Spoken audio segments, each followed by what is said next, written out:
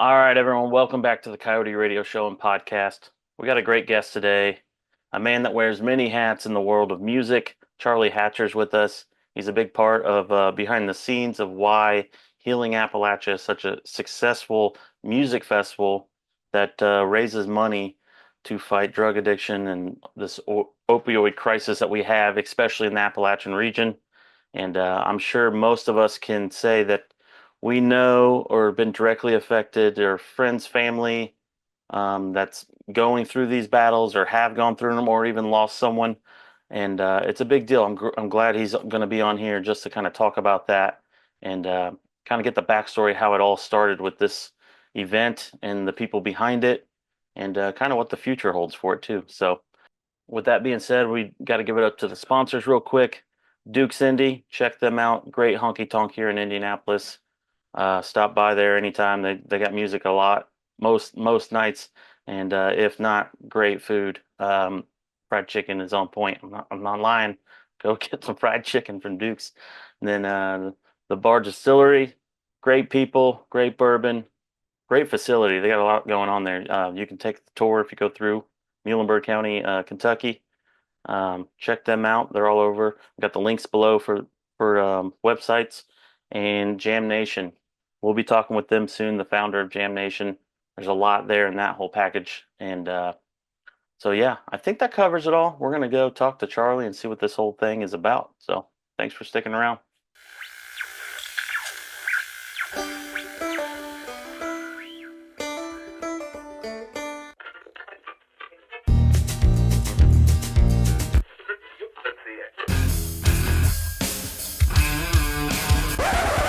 All right.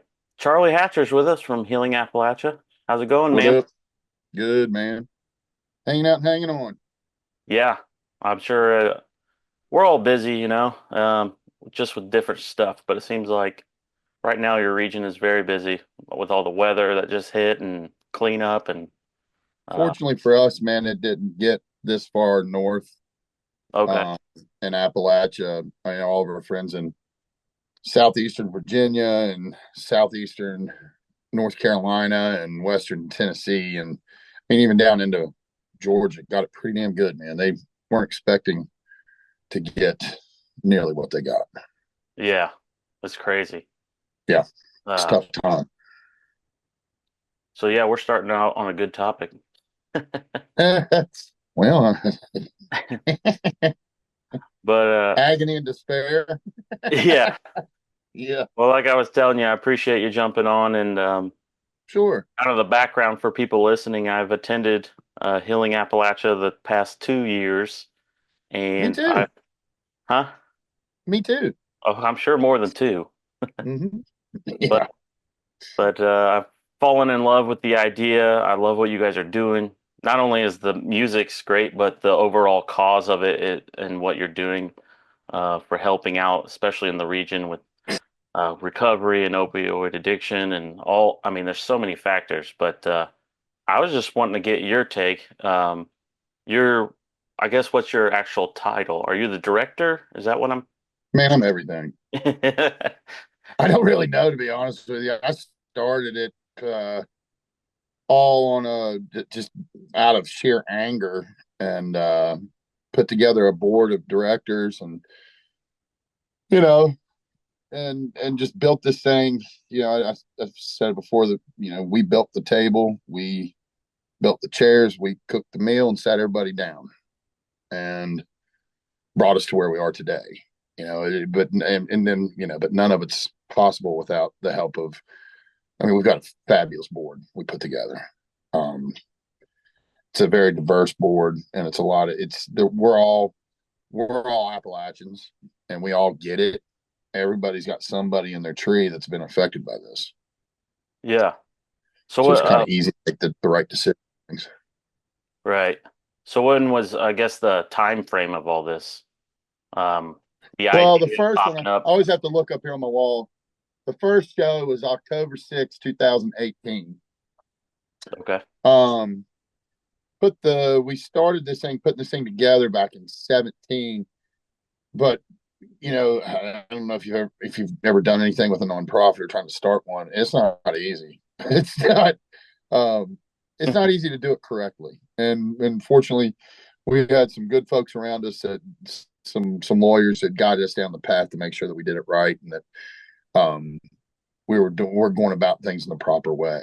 So it took us a little over a year to put it all together. And the first show was in October. Well, it was October 6th. We tried to get it into September, but it wouldn't fit for Tyler's schedule. And because see, September's recovery month. Okay. It's Yeah, National Recovery Month. that makes sense. Yeah. So our first one, we had, I got to look at the poster. We had Tyler Childers, Kelsey Walden, Justin Wells, the Wild Rumpus, and the Half Bad Bluegrass Band. And we thought if we had 1,000 people show up for this thing, we are really doing something big. And we had 2,400 folks show up, and I was standing around going, "What the hell?" First time go around that. I mean, that's great. Most people, Yeah, the next year it jumped. The next year it jumped to 8,500. It was that's a big wild. jump. Yeah, Were you yeah, guys prepared for that? big learning curve, man. Well, everything's been a big learning curve for all of us. When I first had the idea of this thing, the first call I made was to Ian Thornton, and at that point, Ian and I didn't really. I mean, I'd talked to him on the phone several times just from booking Tyler and working with Tyler prior to that at different shows, but I never met him really. And then getting to know Ian, and the funny part is I work for him now. But Ian and I went out and assembled a good board. The rest is history. I mean, the next year it blew up. With year one, I think we raised $37,000. We're all like, damn, we did it. That's amazing. Yeah, yeah. It's a unique event, man. It's not like this year. I think we just put out a post today about our diesel usage, and I don't know if you knew it or not, but this year the entire state will run completely on solar. Oh, really? No, I didn't. Yeah, Wasn't paying yeah, attention. yep, yep. The we had a big solar field built. We had these gigantic batteries, and yeah, Oh, reverb. I did see one over by the vendor. Yeah, Yeah. yeah. We had part of the vendor row on solar as well. The rest were plugged into shore power. But Reverb's been a great partner of ours. They came into this thing, basically just said, "What can we do?" And they did it. And it goes back to the way we kind of view this whole thing, what we're doing. It's circular, man, in a sense that it's you've got to think holistically in your approach to things. Took we zero wasted the entire event out too. Like all compostable, all the vendors, all their vessels that they serve you food in were all made of compostable material, that and even the cups to the utensils you use, um and all of it got separated out and sent to a compost. Yep. I saw And them going all of through our putting it. plastics. Mm-hmm. That's Yep, awesome. yep, the name of the company is called ZWEP. ZWEP. Great group of folks, man. They do some really good work. But what I mean by the whole 360 holistic approach on this thing is if we ask these guys and gals to go out and get sober and you know f- find the so-called good life, right? You got to have someplace to have that life. Hmm. So and it's also create we're and I can go down so many rabbit holes on this thing. Well, I mean, yeah, it's a huge, I'm sure. I mean, this could be a 7-hour podcast. Yeah, yeah. But it's a holistic approach is the way we look at it, in the sense that you got to heal the earth, you got to heal your mind, you got to heal your body, heal your soul, and music's the vessel to do it. Oh, yeah. I mean, the power of music Mm-hmm. and what it can do is absolutely amazing. I knew that from when I was a kid. I Oh just yeah, felt it's that. seen me through some pretty tough times too. Yeah. Yep. That's awesome. And we're approaching, so we'll go back to attendance on year one. We had 2,400 people. Then we jumped up to 8,500. Then we jumped. That was in 19. 20, we were off for COVID. 21, we were off for COVID. We come back in 22, we jumped to 12.5, and then we jumped up to 18,000 the next year. And this year, all the numbers aren't in just yet, but we significantly scaled it down. Yeah. We did it purposefully.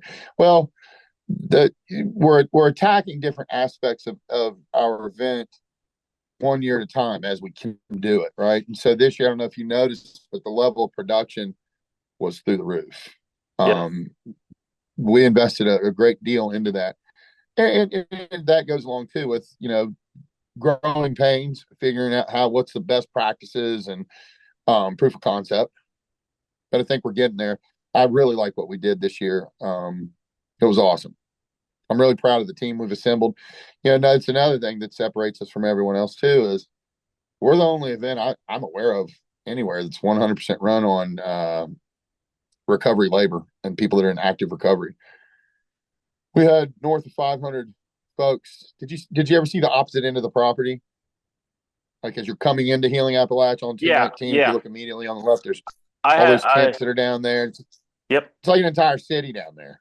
Yeah, all the tents, yeah. All the So volunteers working down there. yeah, those are all folks that come from different recovery houses throughout Appalachia and come and they volunteer their time, and we give them work details, and we feed them, we house them, we put everybody in tents, sleeping bags, um, hoodies, sweatshirts, jackets, everything. We Yeah. basically take them to race for a week. But it's a lot of fun. You meet so many different people in different walks of life, and it's just the way we do things. I don't know how we could do this show any other way, to be honest with you. It makes the The way most it's worked out with sense. us. Um, Yeah. from an Well, outside perspective. it gives us a chance to really like talk to folks and really get to know them. Like there's a group here out of West Virginia that I've gotten to know from that event. It's called God's Way Home, and man, I really think the world of those folks. I like what they're doing.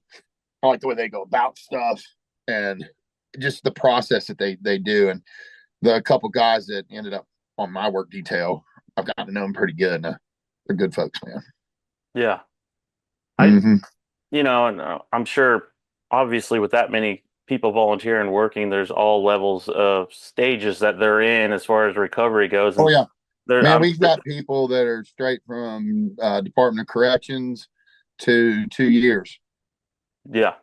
The cool stuff, man, is when we have folks come back to us that were with us like in 19, and they come back like, hey man, I volunteered here in 19, and I bought a ticket this year, but do you want me to help? Well, hell yeah, come on, man. You know what to do. Yeah. Just send them to the back. Yeah, it's great because we don't ask people. We try to keep folks in 3 to 4 hour shifts. Yeah. We Manageable. also, I mean, also back there in the back, I mean, we had cornhole, football, badminton, karaoke, round the clock, NA, AA, round the clock music therapy sessions. I mean, it's nuts what all goes on back there. We do a whole podcast on what all goes on back there. Yeah. Well, I was fortunate. The last 2 years I've had a media pass, so I was able to kind Yeah. of look and Did you see get them. back to the Ag Pavilion? Yeah. Yeah. Yeah. Yeah, It's man. it's amazing. It's Uh, cool. that then you It's had an entire the city we built butterflies back in there. there, What is it? or you had the butterfly exhibit going on in there underneath That was the under grandstand. that's under the grandstands. Yeah. Yeah. Yeah. They do acupuncture underneath there, and they have the butterfly exhibit. Yeah. Yeah, it's different, man. It's cool. Yeah. It's not like any other event I've ever been to. Yeah, I mean to actively have sessions there for people to sit in on. One out front too, that there's gosh, man, I think there was 50 different service providers out front. So there's 50 different forms of recovery out front. Hmm. That if you're a person who wanted to come to our event, but you're afraid because you didn't want to be around alcohol, look for the yellow balloons and go hang out with Anna from the Rocks, and she'll take you up and ride the rail and show you how to have a good time, be comfortable in your own skin. To think that one couldn't go to a concert anymore because there's alcohol there is crazy. Yeah. Um, we some people disagree with it. That's cool. Everybody's entitled to their opinion. we don't sell alcohol. We don't hold an alcohol license. We don't benefit from it at all. It's the property, the State Fair of West Virginia, that owns it, and they're the ones selling the alcohol. And when I say the State Fair of West Virginia, it has nothing to do with the state. Zero. It's just their name. Yeah. Yeah, they're a privately held company. Great people too. Um, they've given us that property. Their staff, they've been over backwards. Kelly Collins at the West Virginia State Fair is an absolute all-star. She, at first mention of this event to her, she said, "Absolutely, let's do it." Justin Persinger, the head of maintenance there, that guy's an all-star too. He doesn't get any credit at all. I'll give him credit though. He's the best. He's He's the one on. that makes it all happen because he knows where everything is. Yeah. You need That something. property's big, man. Yeah, it is. I like the fairgrounds and the layout. Yeah. I want to go there when the fair is actually going on just to see how different it would be to me. Well, where we've been doing shows there now since 18, they're just now catching on, and they're going to start doing their own shows there when it's not fair time, which is great. It's excellent. We basically given them proof of concept that Yeah. it You're like, works. hey, it works. So Yeah. I get I mean, we've got complete recovery teams. Of course, we have our paid staff that are at the stage, that are professionals and industry pros. But even at the stage, we create pathways for folks to come into that line of work. It's a line of work that nobody really ever thinks about, but and they're starving for folks to work. And one of the key things is, well, you better be sober back there. yeah. There's no playing around. You know, you're Yep. flying things over people's head. You're driving machinery. You can hurt people severely. You can make a $60,000 mistake in a second.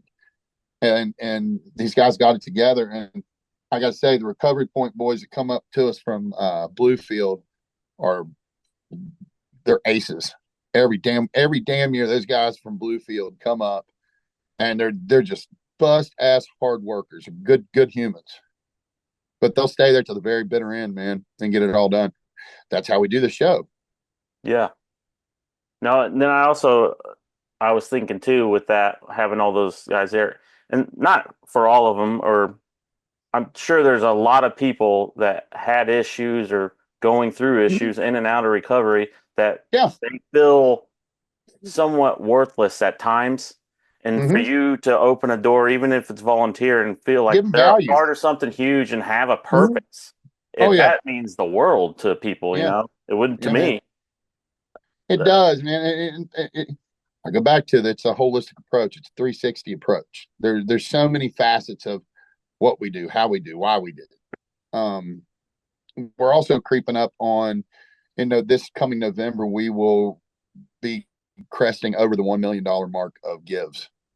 Oh man, that's Yeah, huge. yeah.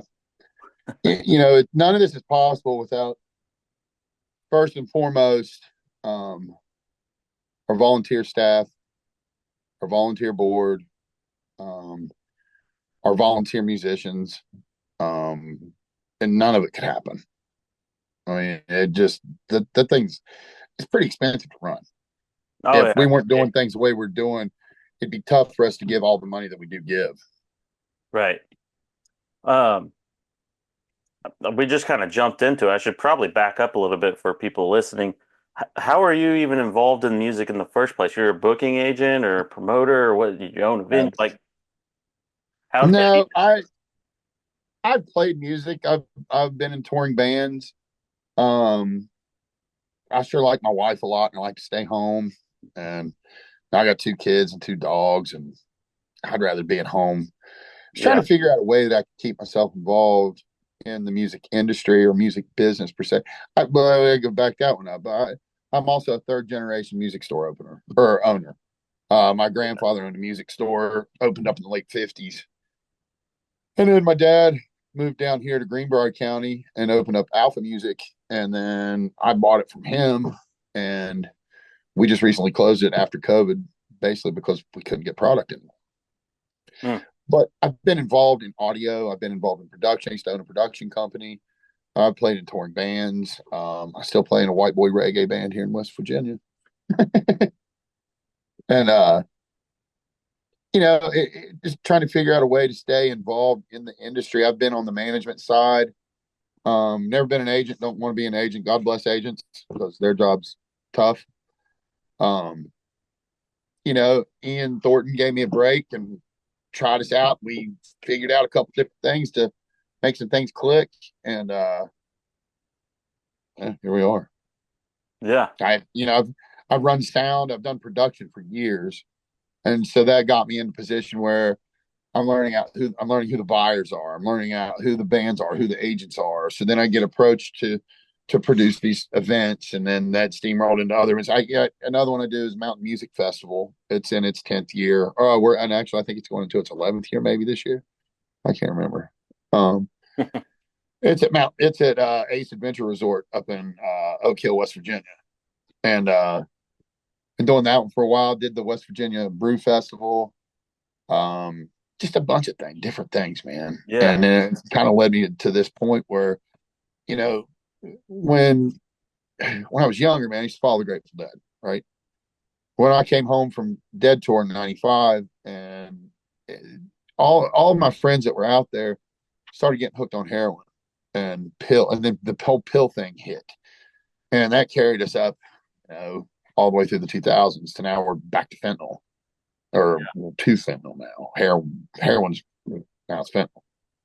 Um, but a lot of my friends, I lost track of them, and then we started reconnecting as they got sober, and that brought, you know, it opened my eyes as to what that community really was, and so I started learning more about it. And a friend of mine's nephew was looking to get into recovery, and she knew that a lot of my friends had been through recovery and they were being really successful at it. So she called me and asked if I could maybe help or point her in the right direction. And we had her nephew just returned from a 90-day program out in California, and he needed to get into something immediately. But the way the system's set up, it's not easy. It's not as quick as you think. But we couldn't get him in. Friday rolls around, weekend rolls through. I get a phone call on Sunday. Said they don't need that bed anymore because they found him passed out or passed away dead in the basement of his mom's house. And that kind of just like set something off in me and got me pissed off and angry. And I just started putting the tools that I had in my toolbox together and like calling people and like, hey, I got this idea. This could be really cool. We could really affect change. We could be a part of something instead of just sitting from the sidelines and bitching and complaining about stuff. Right. Actually be proactive and go out and do something and learn about it. Yeah, I've learned a lot about it, things that I didn't know, and I had biases towards, like clean needle exchanges. I thought that shit was just an invitation for people to come do dope with clean needles. That's just not that at all. It's just not that at all. It's such a health impact just for the non-drug using folks that are out there, in the sense that it's, the spread of hepatitis and AIDS is exploding again. It's ridiculous. And it's because if you look at these areas where they've closed down their clean needle exchanges, that's where it's at. Yeah. Um, but I had to learn a lot about that. I was totally against Suboxone. I was totally against methadone. When I I've was, got friends that are walking today because of it. And those programs, yeah. just like anything else, man. If you're going to abuse it, it's not going to work for you. You've got to do the program and work the program. Don't let it work you. Hmm. It's a crutch, not a couch. Yeah. But Yeah. it gets confused sometimes. I years back, I felt the same way about that stuff because, Mm-hmm. I know people that work jobs or that, they would have to Narcan someone all the Sure, time or sure. whatever it may be. And the whole Yep. needle exchange, in my eyes, is if they're hooked on it, they're going to do it, regardless if it's a clean needle or not. For the most But part, they're going to try. hold on. If they're coming in there and they're doing the program, and it's not, there's another trick to that one too, is that some of these programs are federally funded and there's no oversight, and so it's just a cash grab. You know what I mean? And they don't care. Like, give your shit, they get paid. Give your shit, get paid. The good ones, you have to come in. You actually have to do counseling. If someone gets one opportunity to talk to you about doing something different, that's better than not having that opportunity. And Right. that's the way I look at it, because all it takes is that one time to flip that coin in your head and say, "Oh shit, okay, I should do it like this."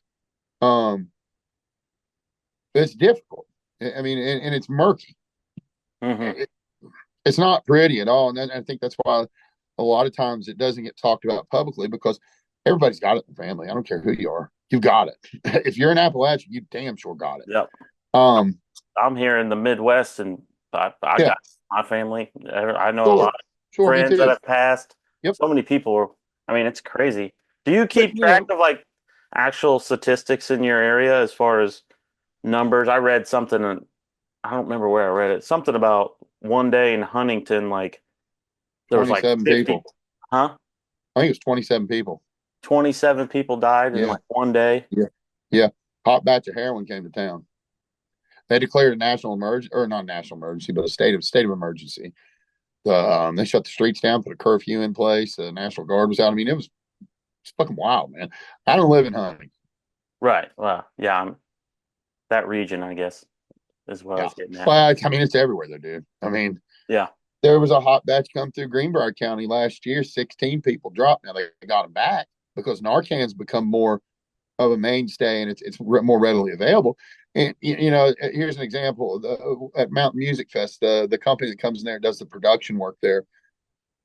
The guy, one of the monitor engineers, he's super square, really nice guy. He works at a Christian college as his day job, and he's there, and I'm telling him about everything Healing Appalachia. He's like, "Man, that's so awesome!" And I was like, "Yeah, we did this gigantic Narcan training, probably the largest Narcan training in the world. Don't know because nobody, I don't know if there's ever had one before, but um, and I'm telling him, I'm like, man, you really need to start carrying Narcan in your rig.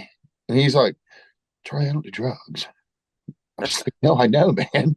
But you carry it with you. Just keep it in the rig, keep it in your work box on stage, and keep one in the truck. And he's like, but I don't do drugs, man. It's not that easy. Yeah, I got a box of it. Oh, Hell, it's I upstairs. got two right over here in this Yeah, spot. yeah. Then I got some in my truck. I mean, it's just I would hate that if I had some Narcan or a situation came up and I didn't have it. Yeah. I know I'm not going to need it. Hopefully, Hmm. I don't do drugs, but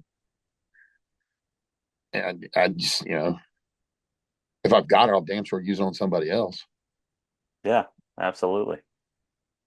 Yeah, yeah, there's so many people, and I know a handful of them, they think that, well, having that stuff, it's a pass for them to do it when they know they No, actually. it's not. They hate it when you do it to them because when you Yeah. Narcan somebody, man, they can't do dope the next day because well, they can, but it sends you immediately into DTS, and they're not real happy about that. Yeah. Well, they got to do twice as much dope to get high, and then it gets dangerous again. Now you go get Narcan again, dummy. Yeah.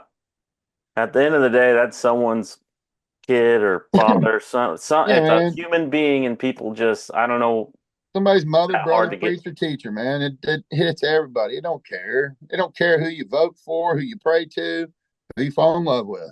It's irrelevant. Yeah. Yeah. So So, I mean, I don't know. It's so aggravating. yeah. So, I'm sure. So with that being said, and everything you've seen over these handful of years doing this and raising quite a bit of money and helping these people, have you physically been able to see like the actual change at all, Oh like yeah, within the man. community? Yeah, I got several people, man. I still keep in contact with that are straight sober. My left hand man or right hand man, Dave Johnson. This show doesn't happen without Dave Johnson.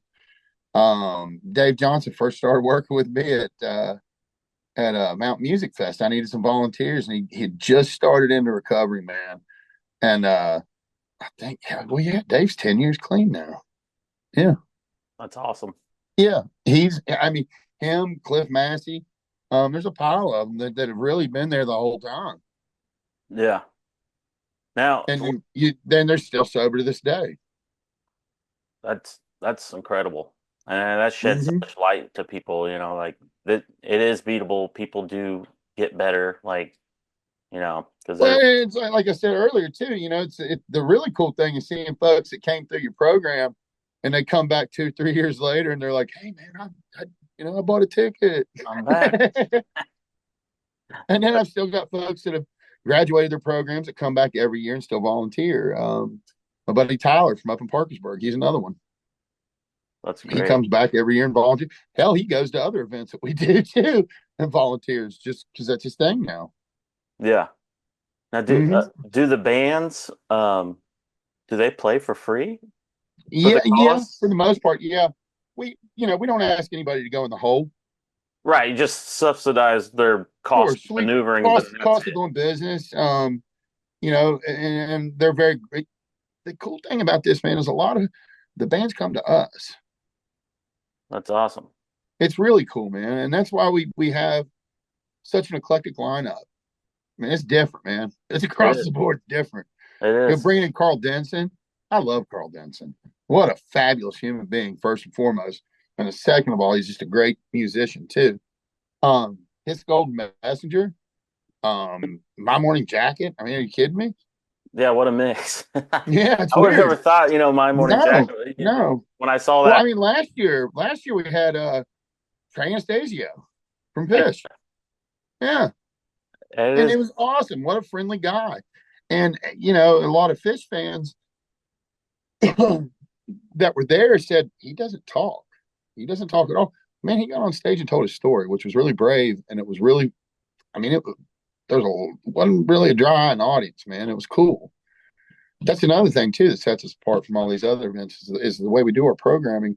In between each act, um, we have folks come out and talk about what they're doing, what their role is. My favorite one ever was in 2019 when we had a panel of judges and lawmakers come out and did a roundtable conversation about here's what we're doing that we're seeing work. What are you guys doing? What can we do together? What should we be doing to move this whole thing forward as a group? Oh man, It was great. that's It amazing. was it's cool. How much We time don't did they have up there?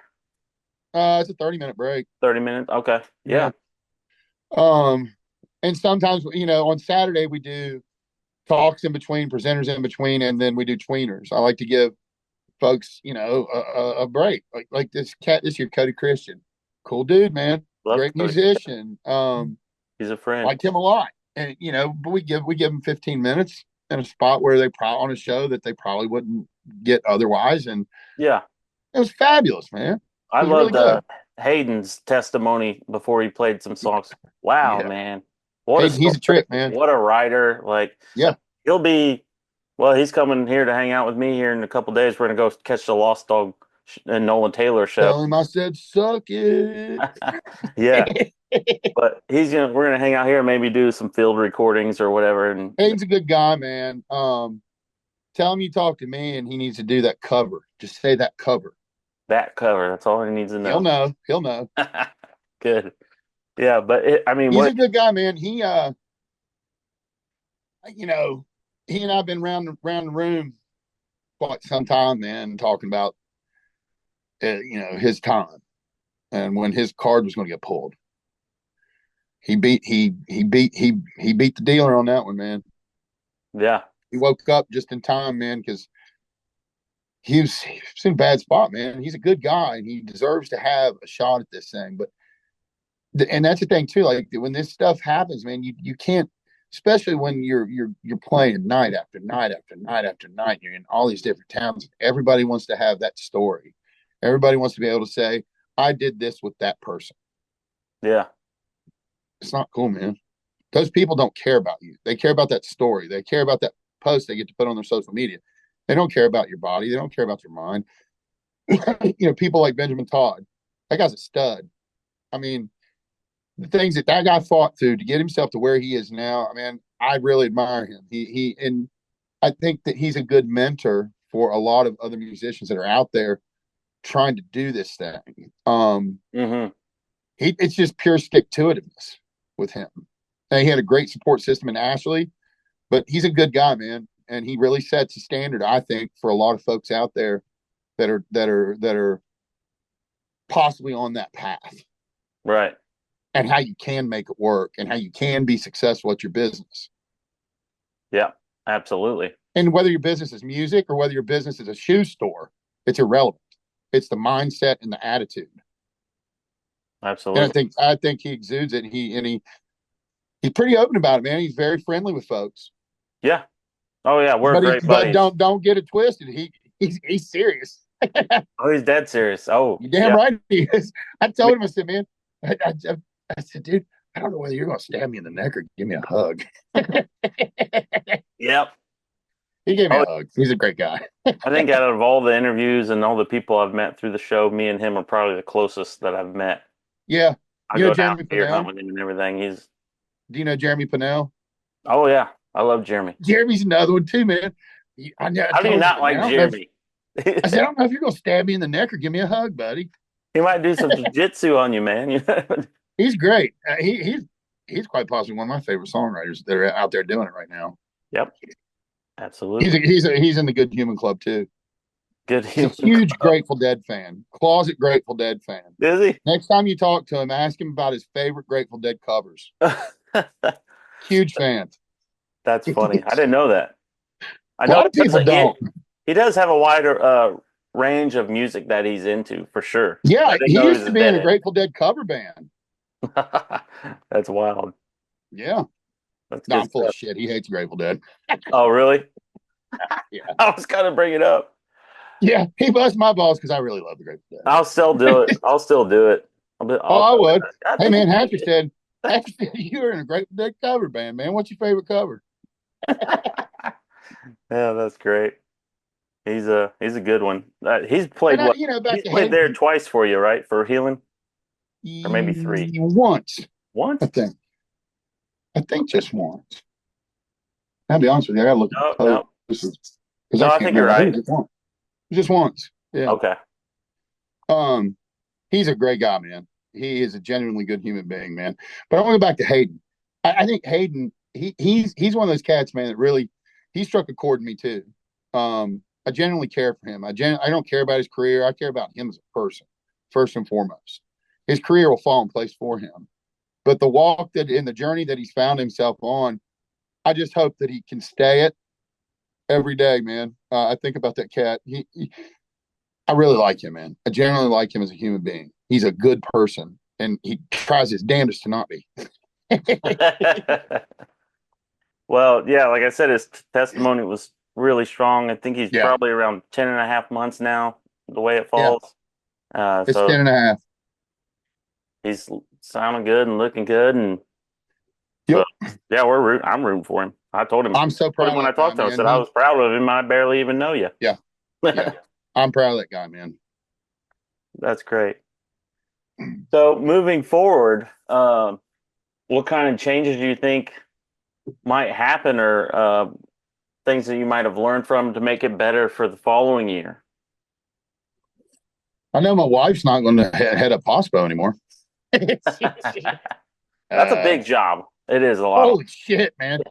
Nobody gets it until you go back and you really see what's going on and how the inner workings and stuff. And like friends of mine are like, man, you didn't hang out with us stuff. Fuck, I'm at work. You Yeah, talking I ain't about? got I don't time come to. to your job and get pissed because you don't hang out with me. How you talking about? um, Yeah. yeah, if you want my attention, this shows me you got to jump on the cart or get in the truck and ride while I'm on my way to go do something. Yeah. Um, um, I don't know, man. One of the things, we try to tackle different aspects of the show each year. Like I said, this year it was the production side of things and really upping our level of production and showing ourselves, our guests, meaning our artists, and our guests, meaning our concert goers, that we can produce this level of a concert with this level of production and still stay on task, stay on point. Because man, there's moments there that weekend, man, that you could have heard a pin drop in that audience. There were moments that you could cut the gratitude in the air with a butter. I mean, I don't want to change that. Yeah. I don't ever want that to change. So it's a fine line that we walk when we make these changes, is to not creep up in on things like that. Right. But I also go back to, we've got a great board of directors, and we all feel very much the same way in that sense that we don't want the thing to be corporate. We don't want it to feel this big robotic type thing because it's not, man. It's a big old jalopy just whomping down the road, you know, and it's fun. It's fun for everyone. Um, one of the things we've been working on too is upping our ADA. I don't know if you noticed that or not, but we bring in 5 Points Music Sanctuary out of Roanoke. Good fella. I've had the pleasure to get to know. Name's Tyler Gosby. And 5 Points Music Sanctuary is a venue in Roanoke. And but like his whole message is to help folks that have learning disabilities, or not learning disabilities. Well, yeah, learning disabilities too, but hearing disabilities and mobility disabilities still enjoy music. So you can come to our show. You can call. We'll come pick you up in the parking lot, and we'll bring you in. Um, we'll bring you up to a platform. Make sure you're comfortable. I had some friends that have two friends. They both have autistic children who they can't go to concerts. Their children can't. Yeah. So no, I encouraged them to come, and they came. Well, Tyler brings these body packs that you can put on. We send them a board feed, and these body packs vibrate with the music. And Oh. then he gives them these blackout ears and then earbuds inside. They can bring the level way, way, way, way down. Mm, And all they can just hear the music real light and they can feel it in their body. These kids are having fun, man. It was almost like they that's woke up. awesome. Yeah, I mean, my great niece was there, and she's got cerebral palsy and learning mobility and learning issues. She had a freaking blast. I mean, she loved Great. it. Yeah, I know some of your family members running around and stuff. Yeah, yeah. Your Oh my, girls and yeah. yeah, they're trouble. Handful. Especially the redhead, man. You gotta watch her. Yeah. Yeah. And then I had my whole softball team there too. Yeah, I yeah. coach I coach youth softball and youth basketball. Okay. It's That's probably the awesome. coolest things I do. I Yeah. love it. I freaking love it. Yeah. Our softball team's called the Whiz Bangs. I And mean, our basketball team's called the Red Hot Chili Peppers. And we're more interested in looking good than winning. And damn, we look good. And we have great walkout songs. that's okay. Yeah. Good Yeah. walkout songs. I like that. Yeah. They even Yeah. have And if the other walkout team's songs at nice, that we'll age? do walkout songs for them too. Man, I would have loved that as a kid. I didn't have a walkout song. They didn't play. We didn't get Helps when when your coach owned a production company and has all kinds of toys laying that's awesome. around. Uh, I mean, you don't have to say this or not, or I could even cut it out if not, but I heard rumors about this moving to a different. Oh man, there'll always be rumors. Yeah. Rumors are rumors, man. I don't know if they're true or what. You never know, man. You just don't. Everything changes, and once again, I go back to it's the same thing. Like of us trying to not be corporate. You know what I mean? We're Right. fluid. We're very fluid. We and here's another thing too. I don't think a lot of folks understand this. That when this event initially started, man, I pitched it to the team, pitched it to Tyler that this would be like a farm aid that would move around all over Appalachia. The problem lied in when we got to the West Virginia State Fair, Kelly Collins, the CEO there, is so damn accommodating and friendly and helpful. And I live 3/4 of a mile from there. It's kind of hard to go anywhere else. Yeah. Just saying. Um, but I mean, hell, we wanted to call it Farm Aid, like PHARM Oh, or yeah. PHARM. Yeah, Yeah. Farm Aid. Yeah, Okay. it's kind of stupid, but Well, I mean, people would have, definitely took a second double take on that. Like, what is that oh farm? yeah, and Yeah. they bust our balls, man. Social media is the just it's like the trailer park for the internet. Yeah. It really cracks me up too when I see folks on social media. Oh, they know. Well, guess what? Nobody knows anything. No, Too early to tell anyway. hell, I don't know anything. Oh, well, man, I appreciate you being on. Is there anything I'm missing that we definitely need to cover? Because I really do Man, think this is even though we're just hanging out and chatting, I really the grand overall picture. This is very important stuff. So No, the Wednesday night show that we did there, something special too. It's something that we do. It's different, and we give a lot of local acts a leg up and a lift and a shot. Um, this year, a buddy of mine was running his damn mouth, and he said, "Well, won't you put me on Healing Appalachia?" And I said, "Well, can you do it?" He did it. Uh, so anybody out there, go look up Christopher Reese, on social media because he's got some decent shit. Don't tell him though. yeah, you don't make his head big. Don't tell His head's big enough. him. That's great. So everyone should be following on pretty much every social media aspect. Yeah, just to stay up to date with us too. You can also go to our website, www.healingappalachia.org, and you could subscribe to our newsletter, which tells you, like, well, we're going to go through another round of grants. It also explains the grant process if you are a company or an organization that's looking for some assistance and you work in the fields of recovery. I encourage you to go to our website and fill out the grant application. It's very small, it's very short, it's not crazy. And then we do review every damn one of them. But you can stay up to date in our newsletter.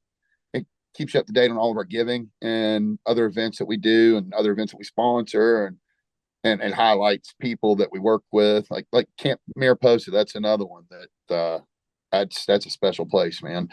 Camp Mariposa is a spot down in it's in Estill County, Kentucky, and or